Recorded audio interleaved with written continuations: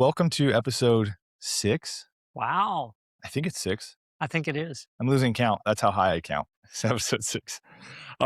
This one will actually come out in late June. But here with me today is Mark Goldman. Thank you for joining me, Mark. I appreciate it. I'm excited to be here. I've been listening since episode 1, so One of the I original. am honored. Those people are Yes. going to get T-shirts. So Awesome. it's going to be. I was there from the start. No, it's great.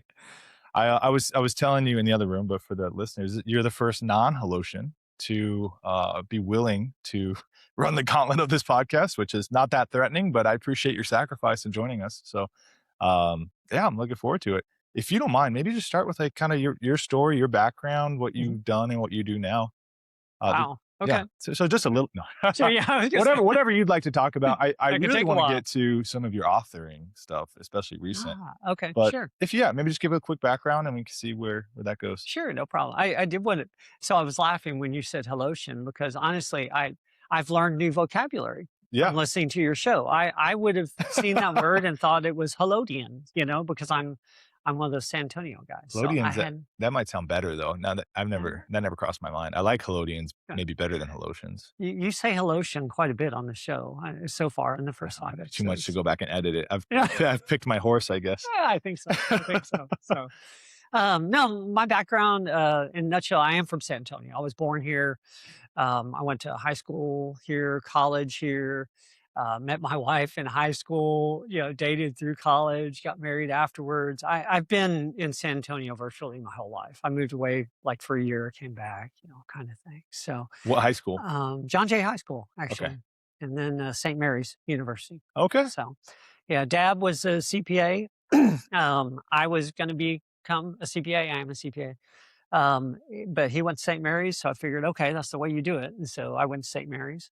I mean, great Um, school. Can't go ye- wrong. Yeah. oh, Right. thank you. Yeah. Yes, yes. I would not have Actually, got in, I'm sure. I didn't know about it, but I'm sure I wouldn't have got in. So good for you.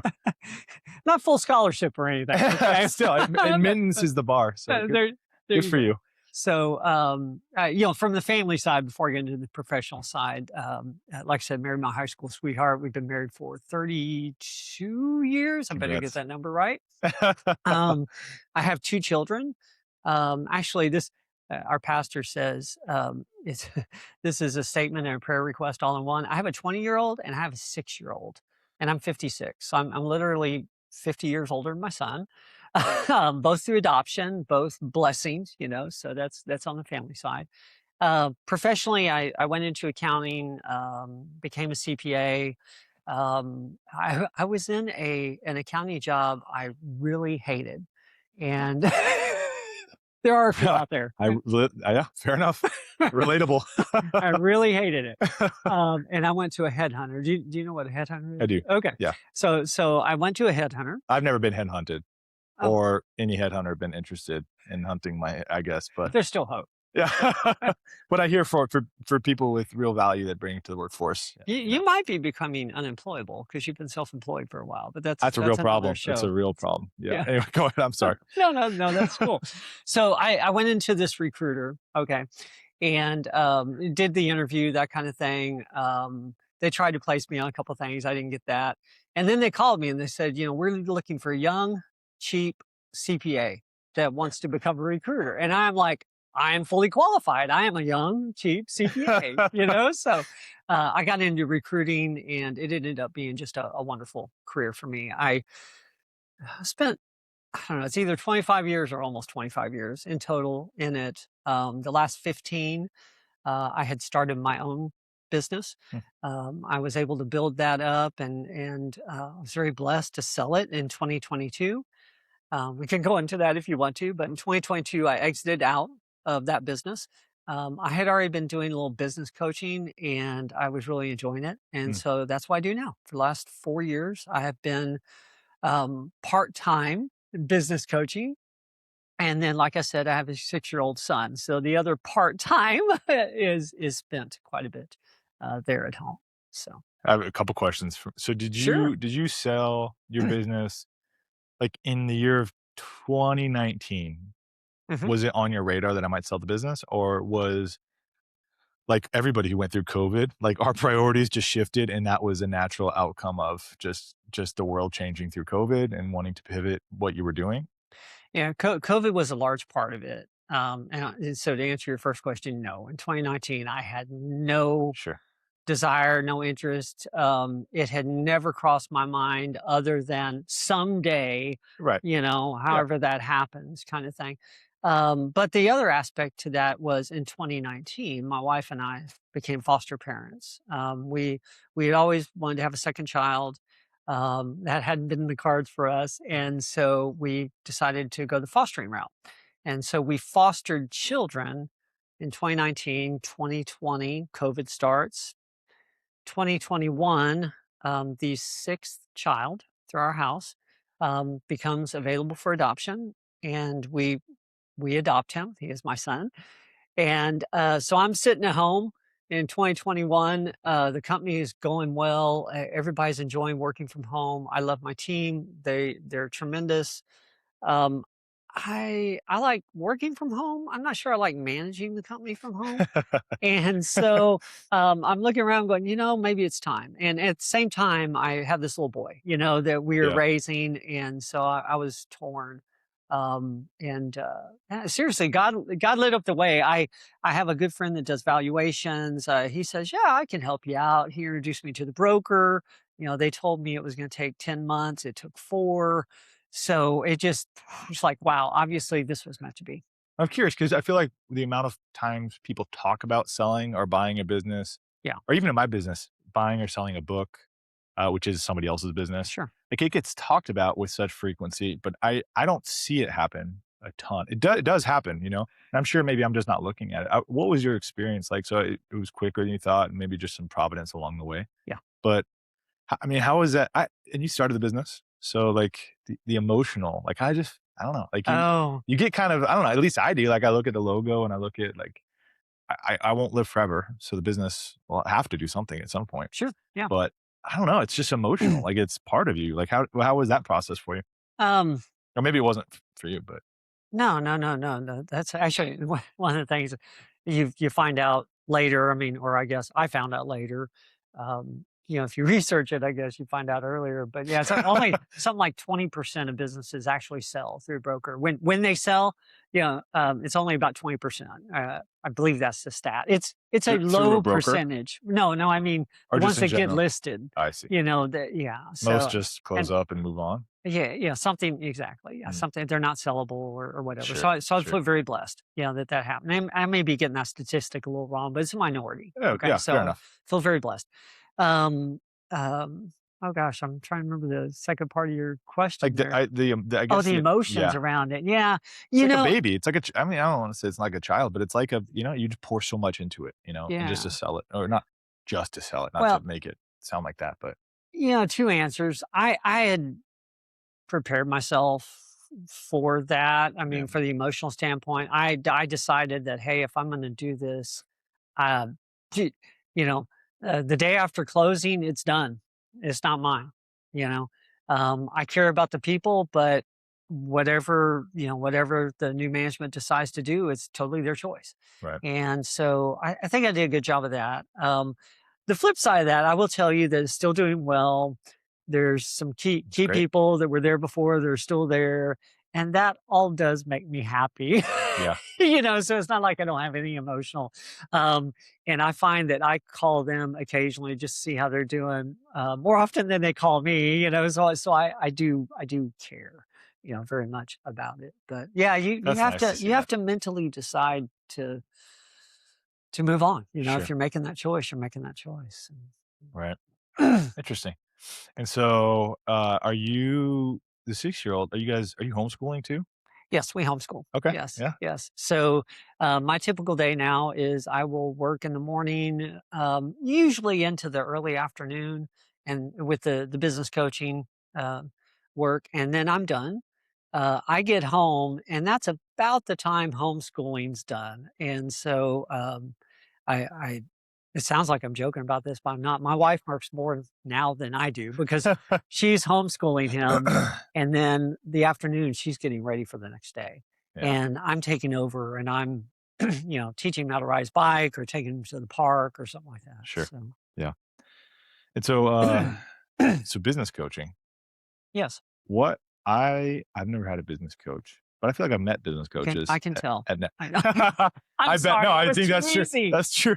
So what I guess, because I'm trying to think like what people would, like most people feel Why? like, Hmm? like I don't need a coach. I'm doing fine, which is Sure. not true. Like I think Yeah. if you were intellectually honest with yourself, a list of things that I could use help with is almost endless. So I mean, how did you said you were doing that before you sold your business a little bit, A little bit. Yes. and then it was just a natural transition into doing it more part time, more Yes.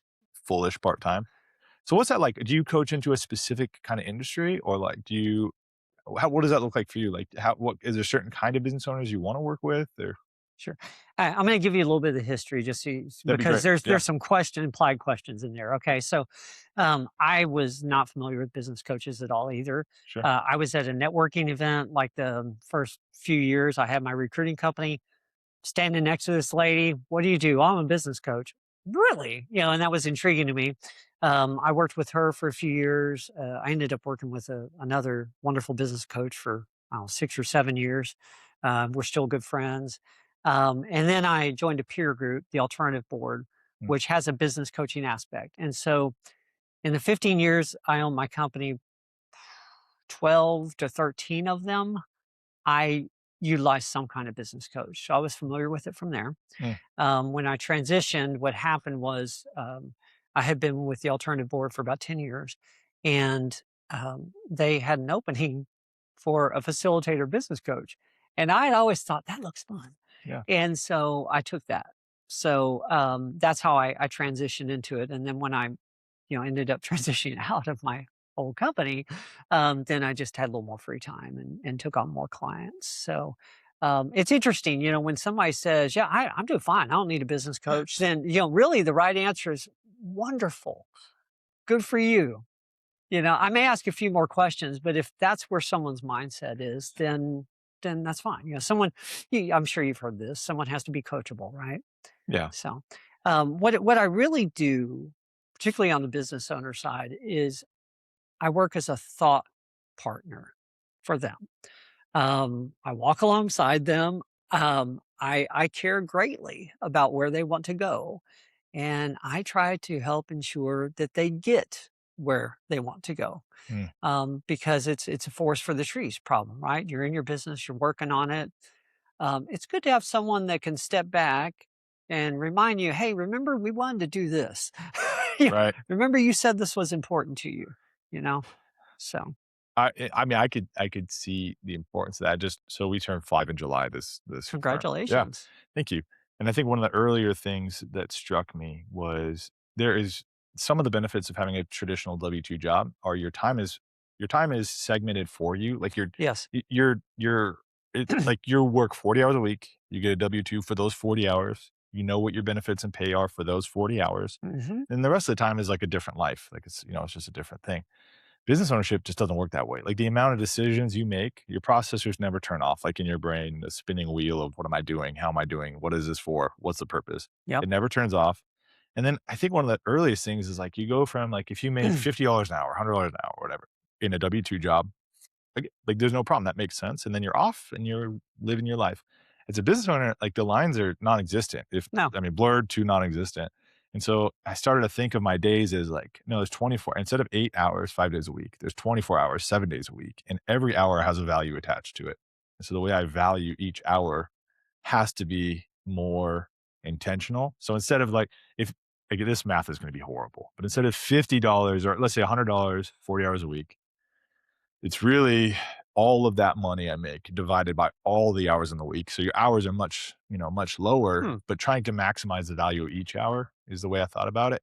And as you can tell by the convoluted way I'm explaining this, that it still is not perfectly formed in my brain, but it's just all of those things. It just plays into an overwhelming sense of business owners to like, okay, how are we maximizing? What are we optimizing? What are we thinking about? Where are we moving? And what you just said, the amount of things that I've thought about and that I've wanted to do that I've never revisited is, I mean, it's very long. So That's interesting.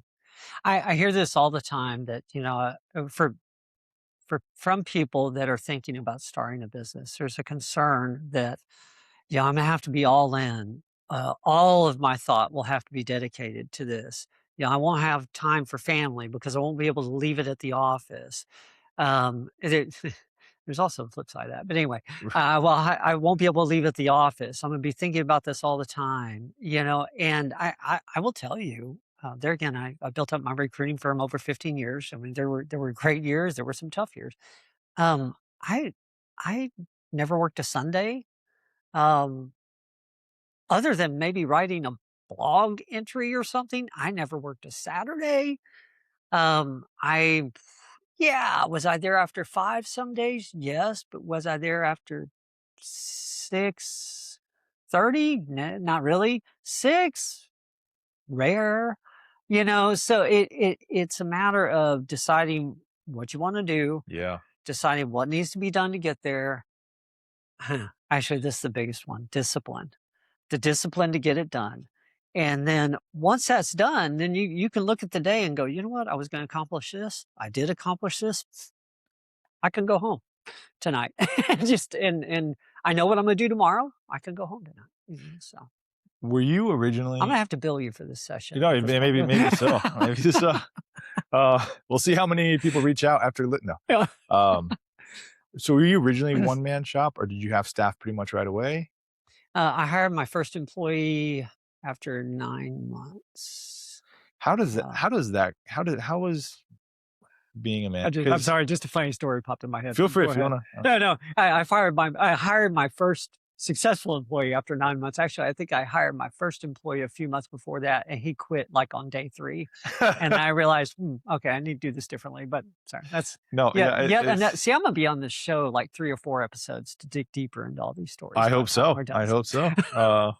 I yeah, I am yeah, I have no feel for how I wanna hire. 0 feel at all, Hmm, and it's terrifying. Like, I think that I have many strengths, and one of them is certainly not managing people. It's like I'm just not good. There's a lot of evidence that I'm not good at it. And yeah, so how was that for you? Like the hiring process, the managing process? Like were you? I mean, you're very nice, nice guy, good communicator, thank you. agreeable. I would imagine you'd be. I imagine I would be able to work for you, you know. But I don't know. I mean, what was your experience like managing people and hiring people, running that part of it? That's funny. You're seeing me now. Yeah. So that was like 20 years ago. It was a little different, Sure. maybe a little more high strung in some areas, Sure. So, Sure. as a business owner, you do have to learn to do some things that you might be uncomfortable with. For me, for instance, my personality is a little more calm, analytical. Sometimes fast decisions had to be made, and that became uncomfortable or was uncomfortable, but I had to learn, to do it anyway, Right. kind of thing. So there's a lot of things like that. So I see some of your strengths as you're very charismatic. You're you're Nice of you. good You can come back to the good podcast at whenever you want. This is great. This is good. you're good at attracting attention. That you've got the marketing You're thing down dramatic. for sure. Got it. You're Yeah. Yeah, for the That's dramatic. Yes, yes. that's I've good. seen enough of presentation kind of stuff you've done that I know the analytical side, is there. You don't People highlight find it it as much, jarring but because it's hard to go from wearing tights, dressed as an elf to deep analytical presentation. yes, People are very confused at what's happening. I imagine that's a challenge for you. Yes. So managing people is it's a kind of thing where you would have to learn to do it for a while. Yeah. You pick up some skill, and then over time, what I tell owners is we hire well and we delegate the things that we aren't strong in. They're not our strengths that we don't want to do.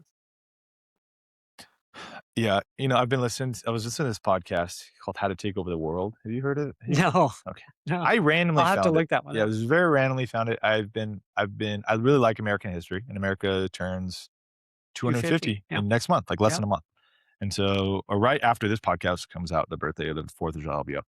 And so I really like listening to the founding fathers because I think that history, the way that we are presented a very, very shallow view of history Mhm. is the high points. There's so much depth to all of it. Like America, if people think America's divided now, like it's not any more than it's been really since its foundation. Sure. There's Yeah. always been issues.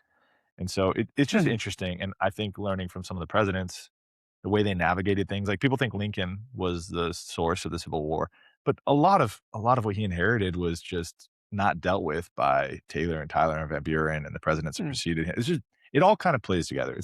We're all just play a role in the context of the history that we live in. It's very interesting. Anyway, sorry.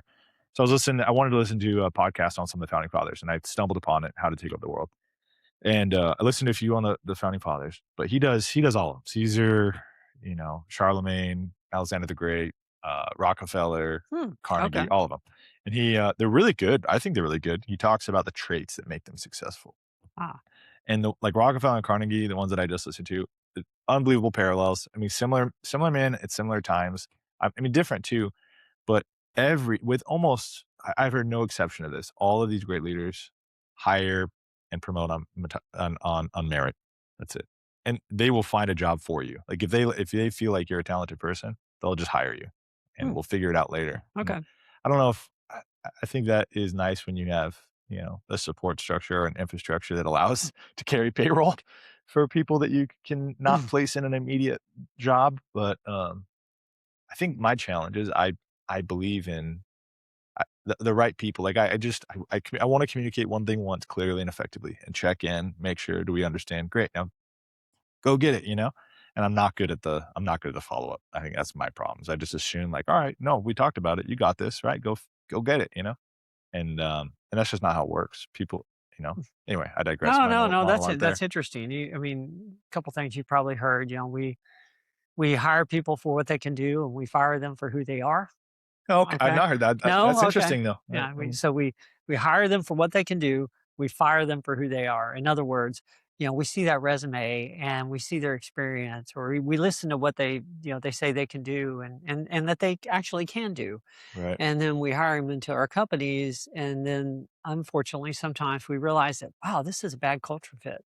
Now that person has the skill, but I don't like them working for me. So I think it should be flipped. You may have heard right person, right seat. Okay. Yep. Okay, there's an implication there that it's not just the right person for that seat, it's having the right person in the first place. So I I believe that yes, you should hire for culture, you should hire for fit, you should hire the right person, and largely many jobs, okay, can be trained. Now, there are certain, we don't hire, um, I don't know, a medical technician to do an accounting job, most likely. Okay, Sure. there are some, yes, Limitations on. Yeah. there are some barriers, but yeah, I a lot of things can be trained. Um, okay, I'm sorry, we're gonna get in the weeds on I this, like it. but I owned a recruiting company for a long time, so given all that experience and working with owners, being an owner myself, I I believe the way we hire is wrong. Frequently, what we do, an employer will sort through resumes and sort out all the people that don't have the skills, right? that they want, and then they'll have this small pool, and then they'll pick the best one out of there, and then it may be the one they're most comfortable with. Okay, I think we should look at. Uh, we should figure out the minimum skill level that we need. I wasn't planning on talking about this. I'm thinking through it as I say it. I think we should figure out the minimum skill level we need. Okay, so that we have a broader pool, and then out of that broader pool that all has the minimum skill, maybe not the best skill, but they all have the minimum skill that we need. Then we pick the best cultural fit for us. Hmm. Because if they have the minimal skill that we need and they're the best culture fit, they're going to stay around the longest, they're going to learn the most, they're going to be the happiest. Our customers are going to be the happiest when they interface with them, et cetera, et cetera. So it makes for a better long-term hire. I am going to have to bill you for this. That's yeah. It's just interesting. I don't have a ton of. I actually, well, actually, I do have for all that. I have hired people. I've sat on interviews frequently. I've hired people here. I've moved on from people here. It's just, yeah. It's such an investment. I Oh, it think that's the is. Yeah, problem. it is. Is I don't know what point you really feel like that first hire, or when you really confront the idea that, like, I need to multiply my time by hiring. Hmm. Is that at what point do you do that? Like, because sometimes people talk about you have to hire before you realize it. You have to anticipate. Some people are like, I wouldn't hire until you absolutely have to. I mean, how do you think to? Yeah, actually, I feel like I am probably asking questions that would be billable at this point. No, no, I'm sorry. no, that's Sorry fine. about No, that. I enjoy talking about it. So actually, I would agree with the former. Okay. You need to hire someone before you need them, because the flip side, a lot of times within a business owners say, well, I need to have this much more money. I need to have this much more That's work. exactly what I say. Yeah. And the difficulty becomes is they become so busy. Let's say they do hire a great person. Um, they don't have as much time, and there's a lot of pressure and stress there for them to train them, to bring them on, Mhm. right? I feel, it's risk and reward. I feel as a business owner, you have to decide where you're going, and if the goal is growth, and that growth is going to require some staff, well, we get on that road, we start down that growth path, and we hire the person before we need them in anticipation. And our job is to make sure that growth happens. Yeah. So we Yeah. can get off of this That's if you good. want to. No, I it's mean, good. I do. I appreciate it. Again, I never really plan out what I'm going to talk about on this. So no, I appreciate it. Well, I do want to talk the about. last one was chicken salad, probably a lot much more interesting. She's a character. I hired her. Fun fact. So Really? Janice, Oh, that's right. I hired her as Yes. a chamber. So She said you were the best boss ever. I know. There you go. I know. All I had to do was slip her some gift cards, but no, I'm just kidding. I didn't do that. But she was easy. She's easy to work with in my experience because Okay. she's like I work well with people who are direct Mhm. and we can communicate effectively. Like I don't work well with people that have that where there's more unspoken things. Ah, I thrive on like I need to know how you're feeling. Like and I actually do well. I that's think in good. high stress environments.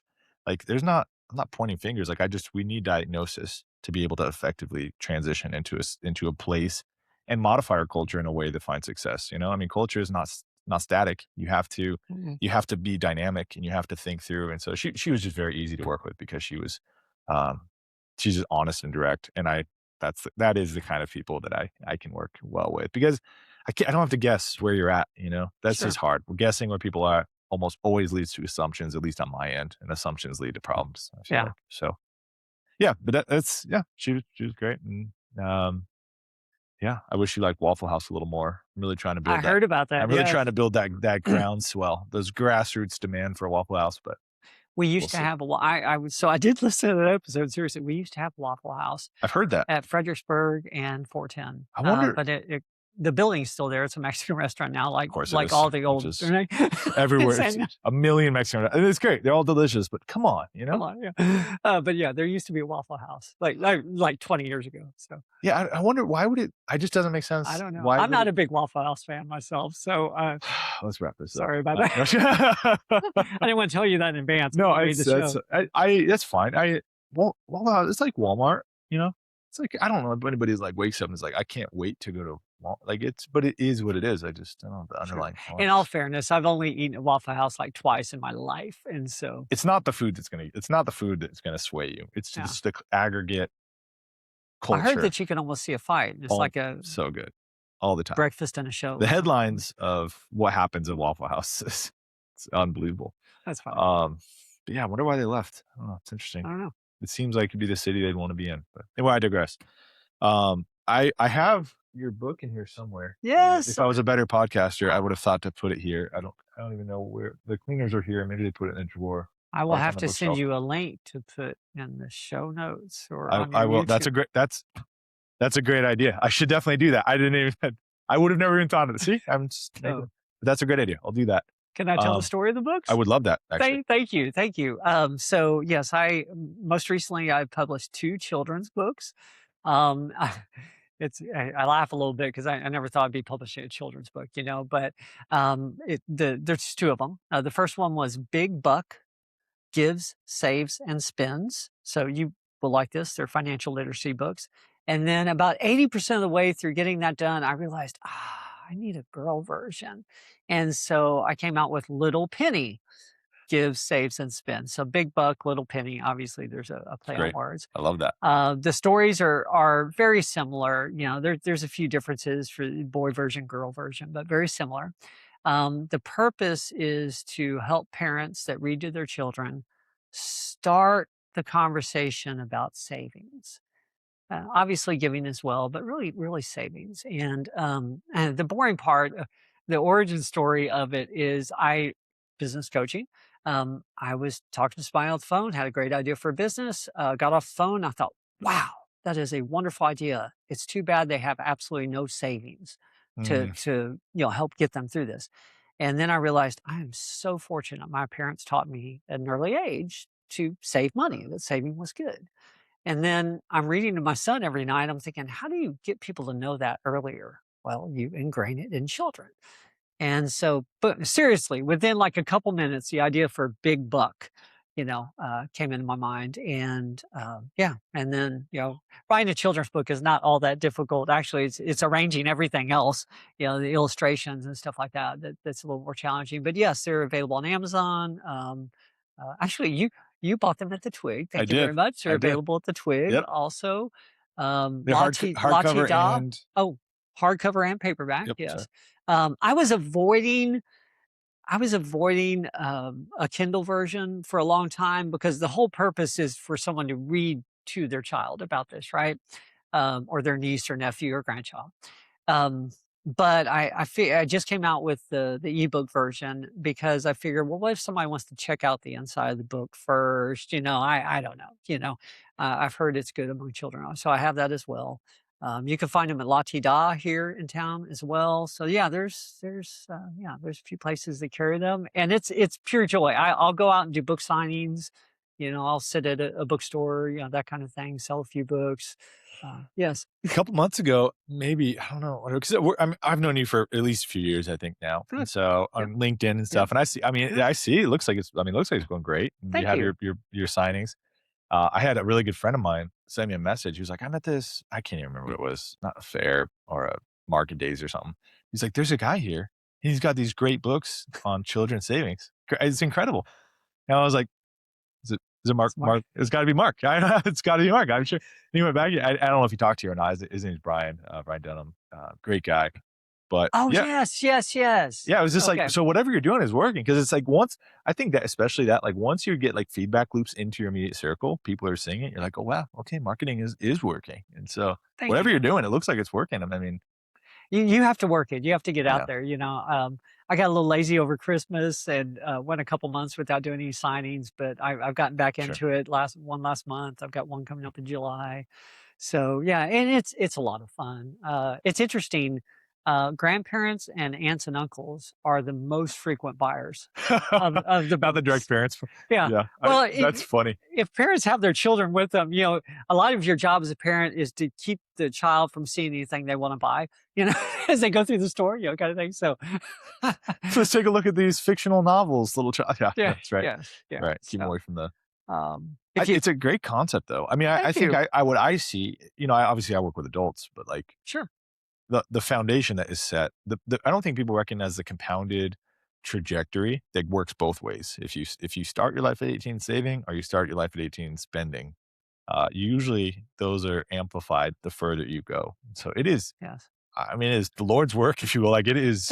you. I mean, that's a very important to get out there and get kids thinking because I think a lot of those first decisions happen almost unknowingly. Like Yeah. whatever you've been told, Yeah. that will be the emerging thing. Like, oh, get a credit card, or you can just spend on it. Okay, and then that begins a life of of challenges, Yes. versus oh no, I'm not supposed to do that, and then you just move on, and or I'm supposed to save whatever. So Yes. I think it's critical what you're doing. Thank you. Thank you. So the stories are built around the concept of give 10%, save 10%, live on the rest kind of thing. And I've fully realized for my financial planner friends that we really should save more than 10%. I fully realize that. Well, But it works on dimes in the book, and I didn't have a 15-cent coin, so it works on dimes. So concept is that's the important part. yes, and it's interesting enough to keep a kid's attention.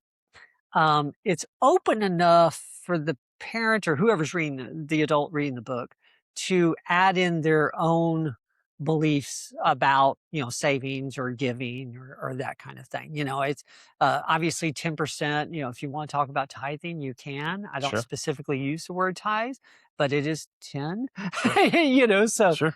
yeah, Do what you will, I guess, huh? yeah, you can make it be what you want to be. So yeah, it brings me a lot of joy, honestly. Well, shouldn't be hitting the microphone No, you're there. It good. brings me a This lot is of good. joy to to get out there and talk about the book. So thank you for Do asking. you get I mean, so when you're at signings, do you get so I did one I've done Yes, how about maybe 2 signings? 1 signing? I went to one of them. I know. That was at Yeah, the Twig, at the Twig. Yeah. and it's good. I mean, I'm not gonna my book has not sold thousands of copies. Well, Not even 1,000 copies probably in a couple years. Um, I mean, I think it's generally the people who read it, it's good, and they enjoy it, and there's good feedback, but, it's more adult based. I feel like the kids and it looks great. They're very visually appealing. I think having a thank boy you. and girl version is both, like, that plays well. Do you get a lot of people just organically walking up? What is this, you know?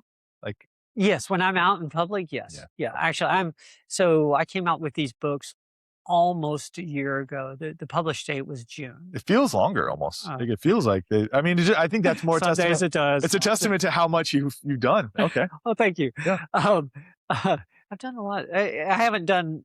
I've done a lot of events for somebody doing this part time. Okay, but anyway, so it's been almost a year that it's been out, and I forgot where I was going with this, but um, anyway, yeah, I've done a lot of events. And people just come It's up. They're oh just yeah. yes, yes, people just come. So oh yes, my point was I am past the family and friends stage. If you've got family and a few good Right. friends, you publish a book. Yeah. Some of them buy it, some of them show up to events. I'm at the point now where I throw an event and it's you may have one friend that happened to notice you were in Just the area, happened, but right. everyone else. But yeah, people come up and they'll interact with you yeah, it's interesting. You can never tell who's gonna be interested. Sure. I'll get Have you thought about doing a yeah. Spanish one? That's very random.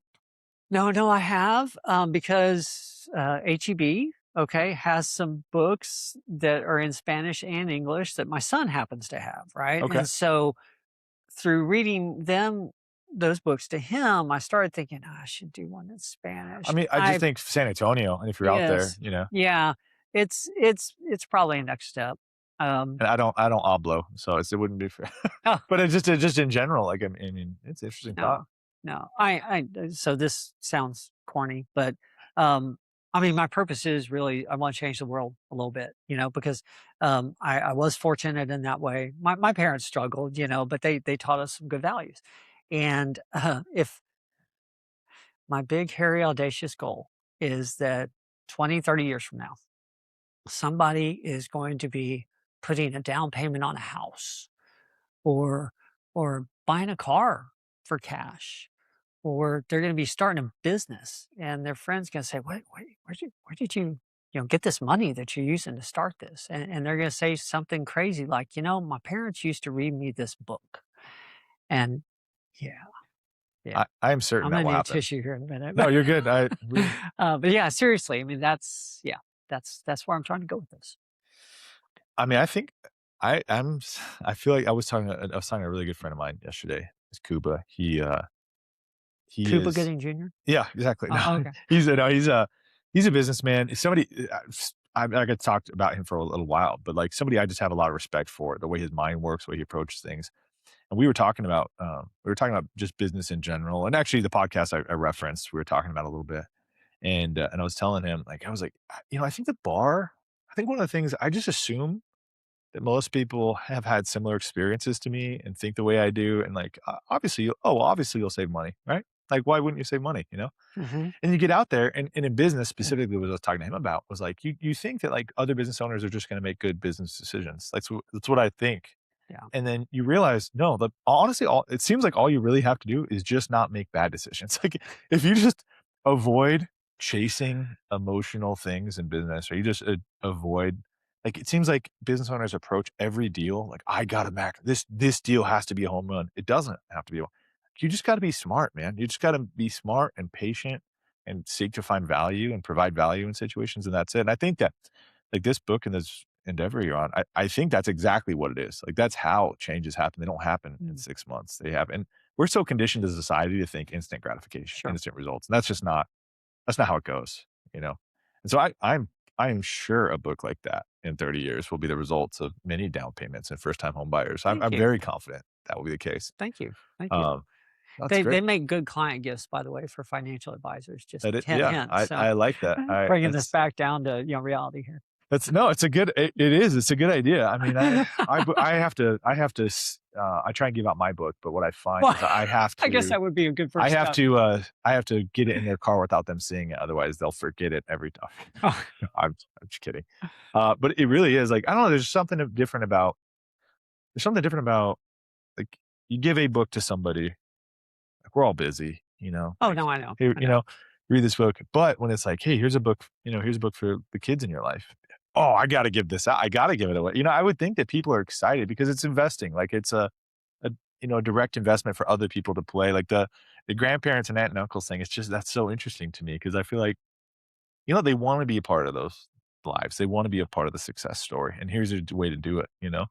I think people are much more inclined in many cases to want to do it for other people than they are even for themselves to a degree. Sure, sure. Anyway, I'm No, rambling at this thank you, point, but thank you, I think it's great what you're doing. thank you very much. I'm fortunate. I mean, you've seen the books, so this is going to sound like bragging, but I had nothing to do with this, so it's not bragging. I'm I think the artwork looks very good. It does. It's high quality, and that's totally my publisher arranged the artist.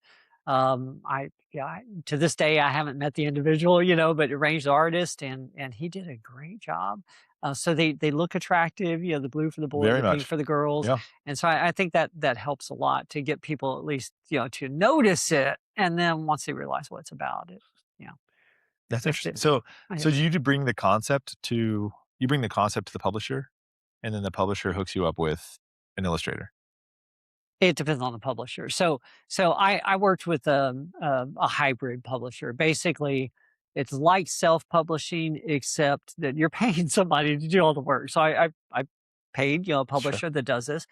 She is wonderful. She does editing if you need it. She happened to have a children's book illustrator that she Mm. was able to that she had used before, so she was able to arrange that. Yes, yeah, I worked through her to get them published, yeah. I kinda always wondered, people have suggested to me that I should do different books, and, like, a common suggestion is you should take your elf character and do, like, an elf savings book, right? Sure. And I don't know that that's something I have a deep passion for right now. Yeah. I think it's just that's a collision of a lot of things that I don't I think it'd be a bit much. No, I get it. But I get the concept, and I think that they're consciously or subconsciously pointing out the need for children's books in this space. And so when I see what you've done, I'm like, "Oh, that's I mean, I would do that's exactly what is needed anyway."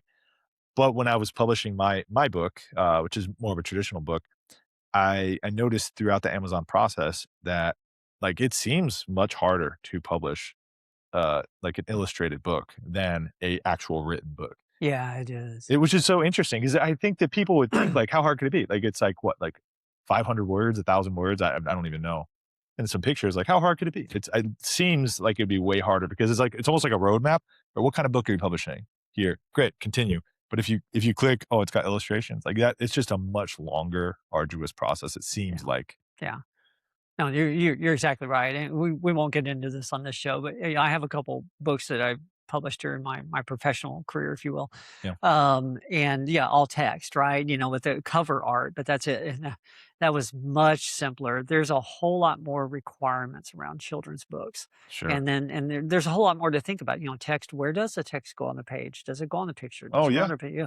How? Yeah. What kind of illustrations do you even want? Color. There's a lot of variation in color. So, yeah, yeah, black and white What text kind is of a pink? whole lot. Right. Yes, Right. yes. So yeah, you are right. It's yeah, because you wouldn't think of that until you do it, and you're like, "Oh, wow, okay. Mhm, Interesting. Okay. yes. Well, we've done a lot. I really appreciate you making time for the Thank you. podcast. I am honored. Seriously. Any last thoughts or anything? I should find, like, an actual and consistent ending segment because I feel like I've just awkwardly floated out this idea in the last couple anything you wanna talk about before you leave? But any thoughts you wanted to cover that I didn't bring up so far?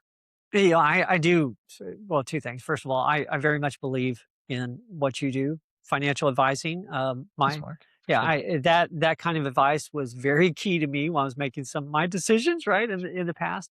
And then secondly, I do very much believe and I do want to instill in people the give, save, before you spend. And I do think it's important. So if there are children in your life, obviously I'd love it for people to check out the book and buy the book and that kind of thing. But even outside of that, get them a piggy bank, get them started. Yeah. Start the conversations because that really is important for success in life. I don't know if this is a good idea, but so my girls are swimmers-ish. They're Hmm. swimmers. They swim. There's varying degrees. My youngest is not. Like, she's 6. I don't know that she's passionate about swimming as much as she's passionate about the snacks that come along with swimming. But the other 3 are good swimmers, and one swims year round, so she's very good. And in San Antonio, they do summer swim leagues. I don't Oh, do your yes. kids, maybe does your 6-year-old do that or the 20? No, but Okay. I know what you're Like, all talking the about. neighborhoods have little teams, Yes. right, and they Hmm. swim, and it's not the most competitive thing, but it's fun. It kinda gets you in the swim culture, and so I offered my girls $5 for every race they win. You gotta win a race, Hmm, and they're winning a lot right now. I don't know if that was, like, the best incentive. I don't know if I should have been more thoughtful about that, but, like, I kinda in my mind, I was like, I want them to know, like, "Hey, hmm, there's upside here." Like, you can sure. like, don't 'cause I'm a big fan of, like, high expectations. Like, I'm not this is another interesting thing in one of those podcasts, I can't remember which one it was, but he says, "Great leaders often aren't big positive reinforcement people because that's the Mm, bar. The bar is excellence. So, I'm not gonna praise you for meeting the bar," you know? sure. Yeah. And I probably err to that side too. Like, I'm not like, "Hey, that I expected to win. I expected to whatever," you know? But then, that makes me probably like, I don't know, I don't wanna miss out on I the don't know. the other Yeah. side of that. And so I'm trying to have positive reinforcement, like, "Hey, if you're good at something and you pursue excellence, you should be rewarded for that." So that's the goal here. I agree. It sounds like you have an incentive plan that's working. I had to So, get a lot of 5s from the bank over the weekend. They went through the first batch pretty quick. Which is fun, but it's fun though, sure. and so it's an experiment. We'll see. I'm telling Good. them to save it. I bet you're a good father. Oh, jury's out, but it's kids, it's just so important. You only have kids for so long. Mhm. These habits you instill are Yeah. very important. So Yeah. I appreciate all the work you're doing. No problem. Thank you for Thanks, having man. me. No, Thank you thanks for very joining. much. Thanks for listening. Thanks for following along. I will put Mark's info in the posts and the links to the book. And he's accessible too if people want to reach out to you Yes, for either please. Yeah. coaching or whatever. Yeah. He's a great guy. So appreciate you guys joining and listening. And until next time, thank you.